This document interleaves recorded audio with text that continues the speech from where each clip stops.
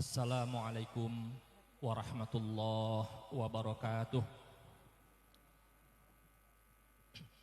Assalamualaikum warahmatullahi wabarakatuh.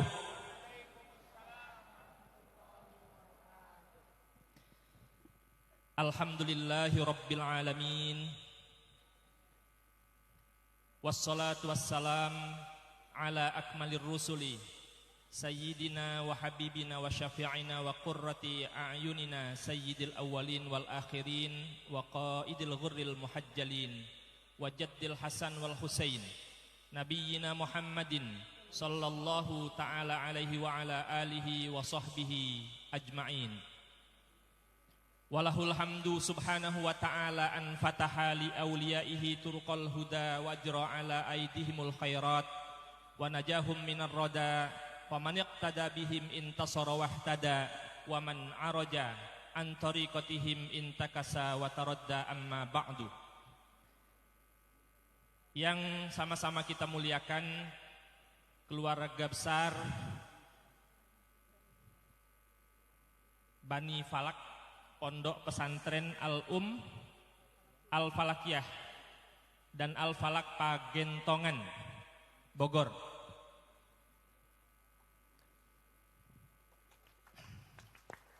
Tentu pengurus besar Nahdlatul Ulama, khususnya panitia Musyawarah Nasional Alim Ulama Nahdlatul Ulama dan Konferensi Besar Nahdlatul Ulama mengucapkan syukur alhamdulillah dan terima kasih sebesar-besarnya karena keluarga besar pondok pesantren ini mau direpoti, mau ditempati untuk kegiatan demi Pramunas Alim Ulama untuk mensukseskan Munas Alim Ulama dan konferensi besar NU yang akan dilaksanakan insyaallah pada tanggal 18 sampai 19 Maret 2020. Bahsul Masail hanya ada di Nahdlatul Ulama, tidak ada pada HTI. Saya baru saja menghadiri Kongres Umat Islam Indonesia di Pangkal Pinang. Di sana berkumpul yang konon kabarnya ulama, tetapi lagi-lagi membaca Quran saja mereka melakukan tahrif. Salah harokat, salah terjemah, dan tentu saja salah tafsir. Ini sesuatu yang sungguh sangat memprihatinkan. Karena yang bukan ulama sudah mulai ditokohkan oleh masyarakat awam. Bagaimana mungkin ada ulama bersorban besar seperti Ban Vespa, berjubah nasrif saja salah. Dan itu tidak mungkin terjadi di Nahdlatul Ulama. Ada yang menasrif kafaro yukaffiru kampret. Ada yang menasrif azza ya'izzu ta'ziyatan. Ini memperhatikan, dan kita semua yang hadir dalam bahsul masail ini insya Allah adalah orang-orang yang memiliki keistimewaan soal tasrif ulumul lughah al-arabiyah yang jumlahnya sekitar 13 itu insya Allah sudah kita lewati. Tentu kita saja maklum bahwa setiap orang, setiap kita, setiap mereka juga memiliki kelebihan maupun kekurangan. Jangan dengan kekurangan kita minder, dan jangan dengan kelebihan kita menjadi sombong. Batarul haq wa ghamtun nas, menolak yang benar dan meremehkan orang lain. Kita maklum setiap orang memiliki kelebihan maupun kekurangan. Namun jangan sampai orang yang sudah ditokohkan, disebut sebagai ustadz, dikenal sebagai ulama, sebagai ajengan, sebagai kiai, justru terlalu banyak kekurangannya, tasrif saja tidak mampu. Na'udzubillah min dzalik. Para peserta bahsul masail sekalian, bahsul masail ini setidaknya memiliki 4 macam fungsi. Yang pertama adalah fungsi ilmiah, karena kita menyelesaikan setiap persoalan, termasuk persoalan-persoalan yang di tingkat nasional, yang kita akan bagi menjadi sekitar 3 komisi.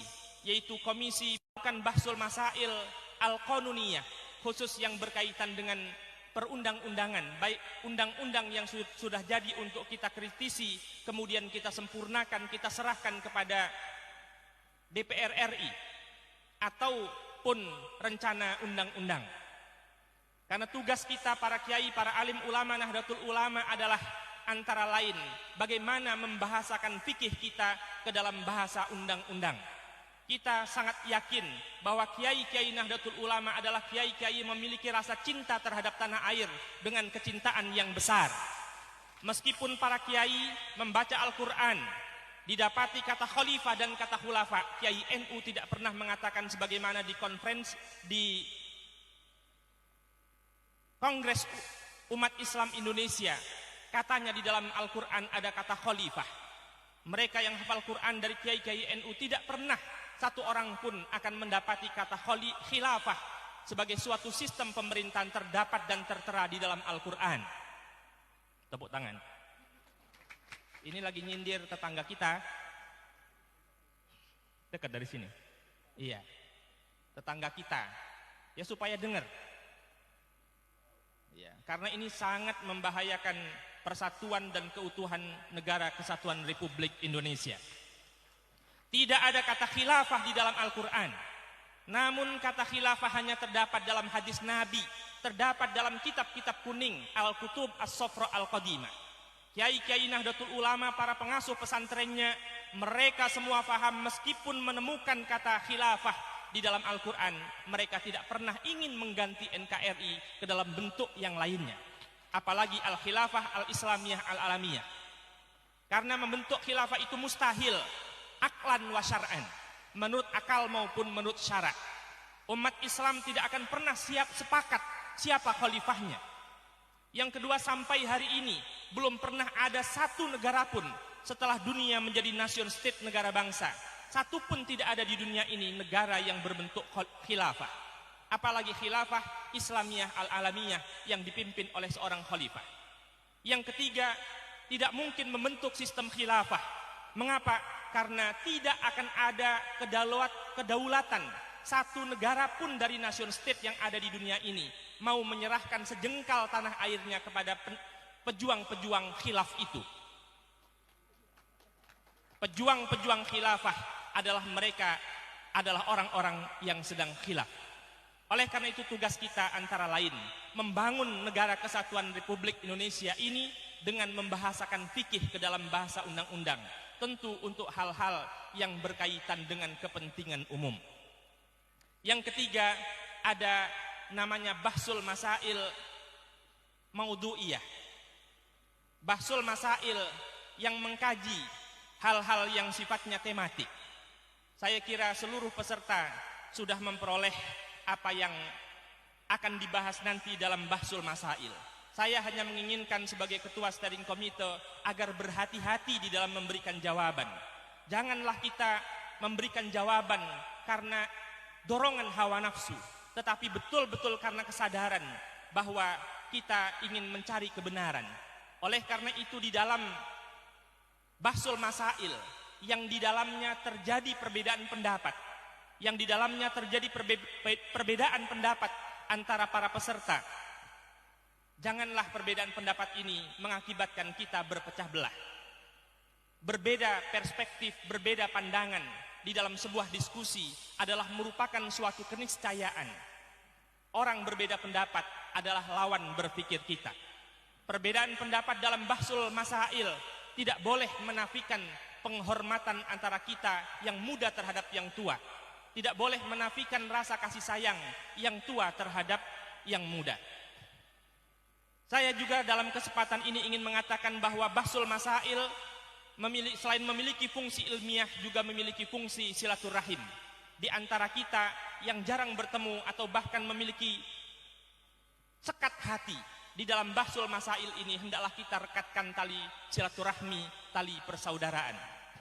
Yang ketiga, fungsi bahsul masail kita adalah fungsi konsolidasi, menguatkan di antara kita dari seluruh Indonesia untuk saling kenal mengenal, untuk saling tolong menolong untuk bermusyawarah, wa amruhum syura bainahum, kun kal yadain wala takun kal udunain.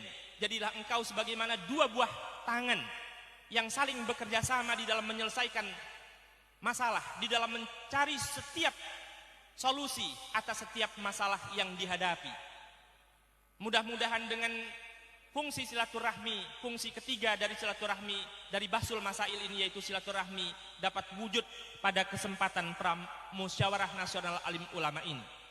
Yang keempat, tadi saya mendengar ada seorang kiai yang Dzus Syaibah, yang sudah memiliki uban, bertanya kepada saya, mengapa PBNU, yakni lembaga Bahsul Masail PBNU sekarang kok jarang mengundang saya lagi untuk Bahsul Masail. Saya memberikan jawaban, Pak Kiai, mohon izin Pak Kiai tidak diundang lagi bukan karena Pak Kiai tidak berkualitas, tetapi karena saya kira penting untuk berganti generasi. Fungsi yang ketiga dari Bahsul Masail ini adalah kaderisasi. Kita ingin pesantren-pesantren Nahdlatul Ulama hidup dengan kiai-kiai yang cerdas, kiai-kiai yang memberikan solusi bukan berdasarkan menurut pendapat saya, tetapi memiliki referensi-referensi dari Al-Kutub As-Sofra Al-Qadimah yang mu'tabarah. Referensi-referensi yang bisa dipertanggungjawabkan bukan hanya di dunia, akan tetapi di akhirat. Oleh karena itu saya kira Bahsul Masail Pramuktamar ini juga melaksanakan fungsi kaderisasi di antara para peserta Bahsul Masail yang ikut pada hari ini, yang kelak memiliki tugas untuk terus menghidup-hidupkan pesantren. Pesantren adalah NU kecil, dan NU yang kita urus ini adalah warisan dari para ulama, warisan dari para aulia, yang merupakan pesantren besar yang eksistensinya, keberadaannya harus terus ada ila yaumil qiyamah. Amin ya rabbal alamin. Kalau fungsi kaderisasi Bahsul Masail terus berlangsung, Bahsul Masail sebagai ruh NU menghidupkan NU, maka pesantren-pesantren NU di seluruh Indonesia akan terus hidup. Kalau NU, pesantren-pesantren NU terus hidup, maka NU akan terus hidup. Kalau NU hidup, Indonesia juga akan terus ada ila yaumil qiyamah dengan persatuannya. Demikian yang bisa saya sampaikan. Mudah-mudahan Bahsul Masail Pramunas Alim Ulama ini berjalan dengan lancar dan baik. Mudah-mudahan Allah Subhanahu wa taala mengilhami para peserta Bahsul Masail untuk memperoleh jawaban-jawaban yang bisa dipertanggungjawabkan menurut syarak. Demikian wallahul muwaffiq ila aqwamit thoriq wal faminkum. Wassalamualaikum warahmatullahi wabarakatuh. Waalaikumsalam warahmatullahi wabarakatuh. Terima kasih Bapak Kiai Haji Ahmad Isomuddin, Rais Syuriah Pengurus Besar Nahdlatul Ulama, sekaligus Ketua SC Panitia Munas dan Konbes NU 2020. Selanjutnya kita akan mendengarkan